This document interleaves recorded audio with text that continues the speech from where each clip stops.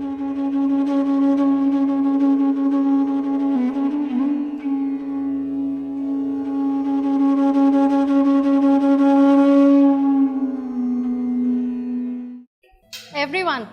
Okay, so first of all, a huge big congratulations to Online Womania. I mean, I stand here and I feel so empowered looking at all of you.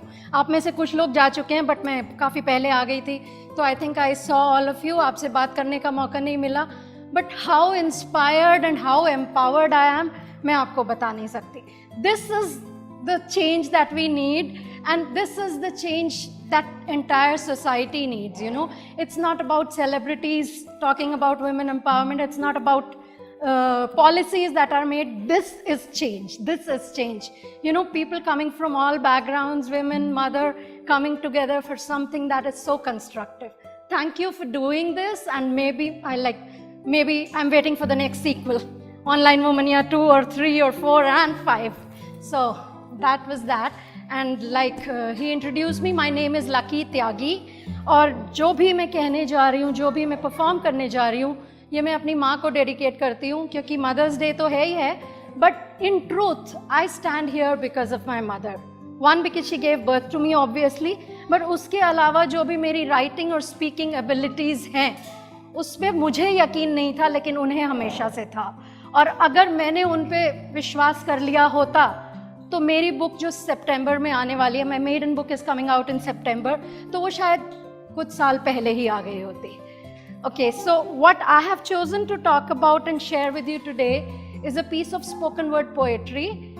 This is not about mothers, but this is a message from a mother who's questioning society and calling out the demons of rape on behalf of all women. Because crimes of sexual violence against women are on the rise and on the rise and on the rise. We all know that. Sexual harassment, sexual violence, खत्म ही नहीं हो रहा है. Consent की value लोगों को समझ में नहीं आ रही है. सो दिस इज, और होता क्या है कि जब ऐसा कुछ होता है, तो it is the victim that is shamed more than the perpetrator और द एक्ट. कहीं ना कहीं यही कहा जाता है. आई थिंक उदिता ने या किसी ने एक रेफर किया था कि it was your own darkness that invited it. हमेशा यही कहा जाता है कि तुमने कुछ ऐसा किया होगा, तुमने प्रोवोक किया होगा, तुमने कुछ ना कुछ ऐसा किया होगा. You know, it is always about the victim having invited it. So this is my message to every woman and every girl in this piece, that this is not about us, it is about them. Do not let them mess with your mind. So on basis of this, I'm asking some questions. So here goes. This is an open letter to the demons of rape and society. The time has come to exorcise your demons. The time has come to exorcise your demons, and demons they are. Demons they are, for no human behaves the way you do. I want you to hear me loud and clear, my last final warning to you. Consent is sacrosanct. Rape is unacceptable, period. And I refuse to shoulder the blame for tempting your demons to rise, because your excuses are just that, mere excuses. Flimsy, whimsical, weak, self-serving, a total shitload of lies. Most times you say, it is my oh so voluptuous youth that tempts your demons. Then what leads you to prey even on babies and septuagenarians? Other times you complain, it is my revealing outfit. Yes, it is my revealing outfit that leads your demons astray. But, even my burqa-clad sisters are disrobed and ravished, and then what do you have to say? Okay, let's also talk about the times when you shout out from the rooftops that I'm asking for it because I dare to party late into the night. But riddle me this, please riddle me this. What is it about my school-going sisters that turns broad, shining daylight into the most horrifying, deep dark night? Aha! And then of course you believe I should be game for it at the drop of your pants because I'm anyways doing it with my boyfriend, right? But what makes you think which scripture teaches you that because I choose to commune with one, I should by default be freely available to all and I have no choice in the matter at all? Okay, and then of course, I, the sex worker who uses her body as currency, should never ever have the audacity to say no. Oh my, what nerve! But let me remind your demons that every single business reserves the right to choose who they serve. Sex was always meant to be consensual. A joyful, pleasurable merging together in love or mutual gratification, not this horrific violation of sacred boundaries, surely not this senseless mutilation. Barbarically breaking the barriers of consent. When you rape me, you do not just mutilate my vagina, you mutilate every single cell in my body, my mind, my psyche, my soul, my entire being. And I have had it up to here. I have had it up to here. Please do not invite my wrath.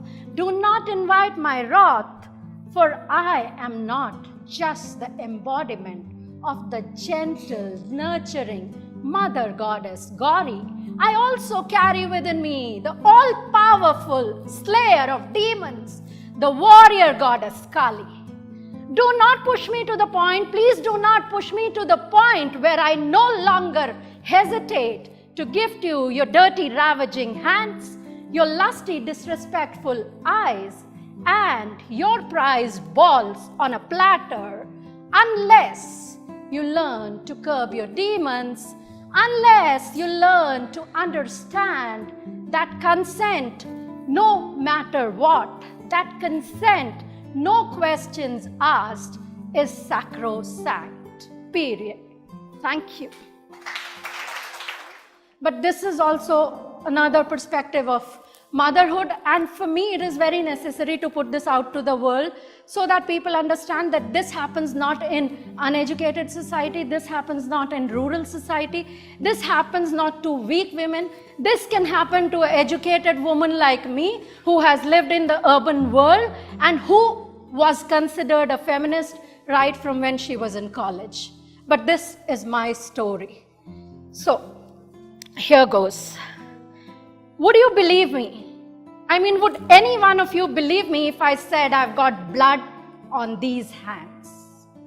On these very hands, yes, this woman, benign, kind, happy, normal woman.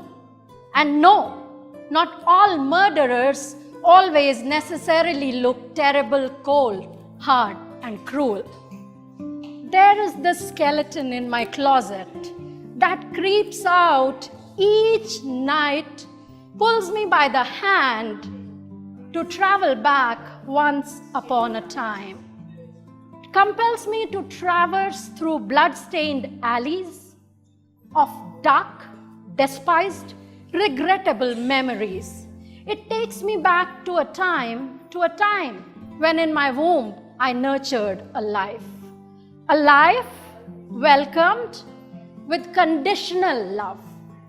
A life lulled into a false cocoon of safety. A life that I allowed to be erased mid-sentence before it could be written into a story. A life that I allowed to be trampled as a seed before it could bloom to glory.